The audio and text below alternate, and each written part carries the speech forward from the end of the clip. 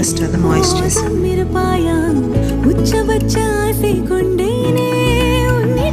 மாய்ஸ்சரைசருக்கு அப்புறமா வந்து sunscreen.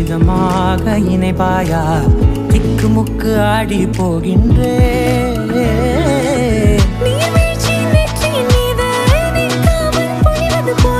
Third step வந்து லிப் பாம்.